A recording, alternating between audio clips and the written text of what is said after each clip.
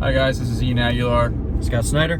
We're from Mellon Money Management, and today our episode's to talk about the CARES Act, how that's affected unemployment, and how that parlays into new people finding new jobs. And so kind of starting us off, obviously a lot has come out.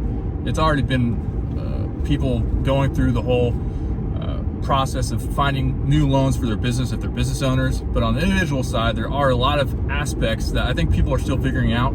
I think the business money has been sucked up dry, and a lot of people have found good forms of liquidity through what's known as the PPP programs, the EIDL programs, those type of things that have been put out there through the CARES Act. But there are a lot of things on the individual side that I think are very important for us to hit on.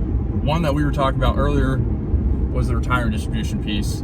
One of the big pieces, and we've even had people talk to many people who've utilized this already, being able to tap into your retirement funds up to $100,000. So you can take $100,000 out but you still pay taxes on it, but you've got you avoid the 10% IRS penalty if you take that withdrawal and you're below the normal retirement withdrawal age, which is 59 and a half. People have done it before, right? I mean, people used to do that even before when that was a penalty. But they would do it and they'd get the 10% penalty, and then they would also pay taxes on it, and they'd wonder why they're paying all these taxes. And well, you got a 10% penalty on top of increasing probably your tax bracket. But the other benefit of it is the ability to actually, it's almost like a bridge loan. Yeah. You can put that money back in within 3 years.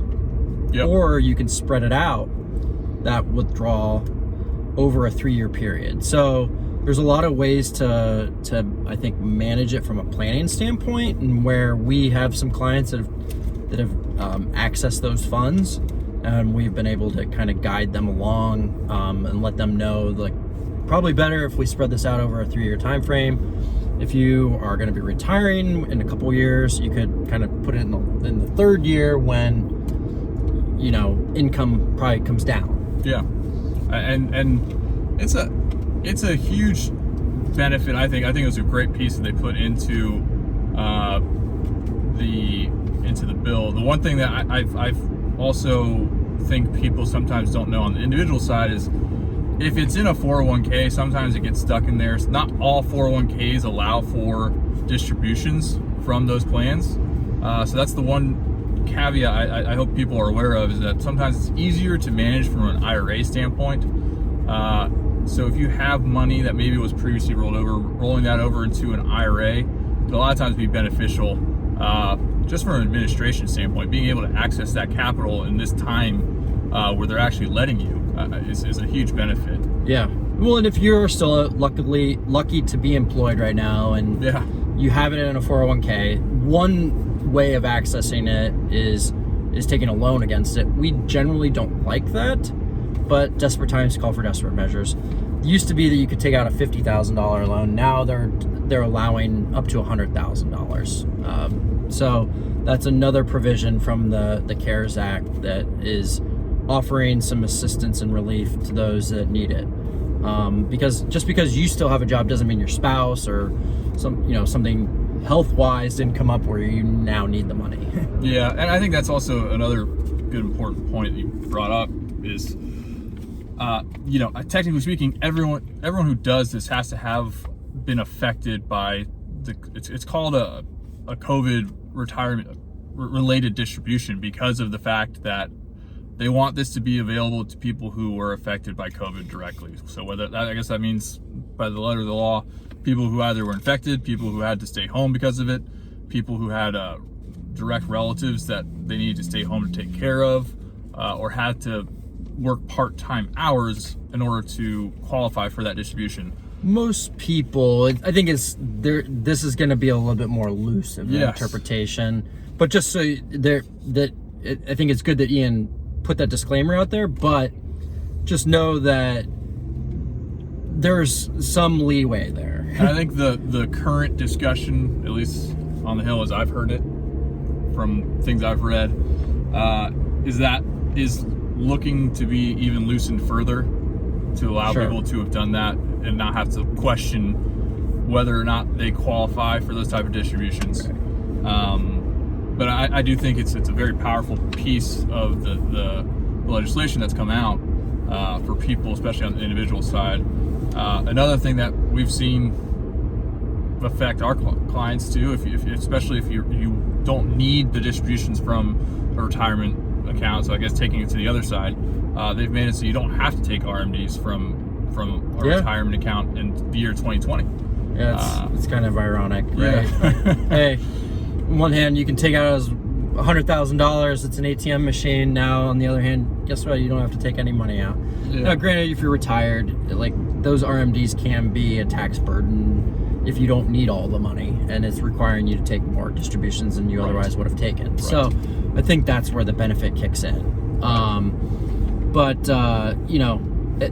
think looking at it from the $100,000 that you have access to, just to emphasize, it's not an ATM machine. It's really, you should be using it if you absolutely need it. Yeah, it's an emergency thing. I think that was the goal,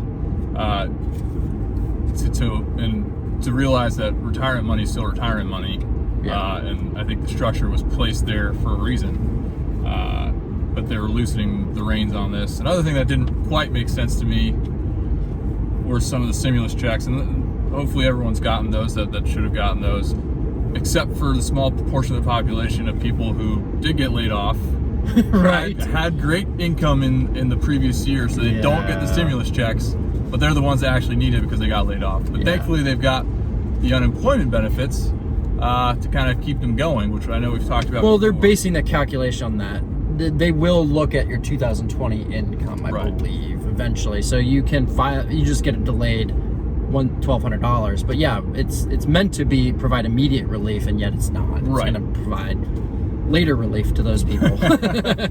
It's like, gee, that would have come in handy a lot sooner. But no program like this, when they're rolling out a bunch of bells and whistles like they are, it's going to be perfect. It's going to be very clunky. But they did the best they could under duress. It's unfortunate that we're in this situation, but I think that it's people should feel good that our government and our Federal Reserve are both working to as hard as they possibly can to make sure that this has as little damage as possible. Yeah. People. Are there things you think? Do you see them adding more money to this as we go on? I do. I think that if certain states are going to probably stay shut down longer, the more densely populated cities like New York, places like Michigan have extended their stay-at-home orders to May 29th. But then you got places like Florida where we're starting to reopen. So I think because of that, it might even be more state specific. If that makes sense. I can see that. I do think though that there's potential for the Federal Reserve, the federal government to step in as well and provide additional relief, depending on what new information comes out. I think they want to keep businesses afloat. I think that's the biggest thing. Yeah. What do you think? I think it'll happen.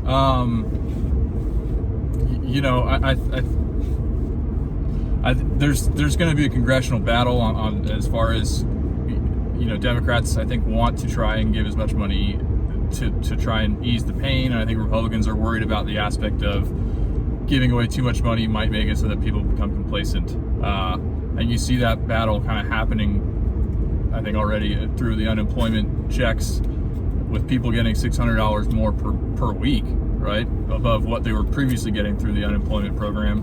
Look, there's always going to be people that are going to abuse anything like any program out there. I think you can't look at it that way, in my opinion. You have to do what you can to prevent the most amount of damage as possible. You know?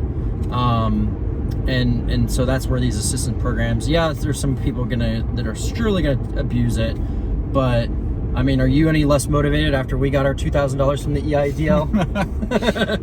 No, if anything, more motivated, hopefully. Exactly. Gotta keep hitting it. But, I do think there's discussions to be had. We'll see how that works out. Thankfully that's not something that we have to decide. Right. But it's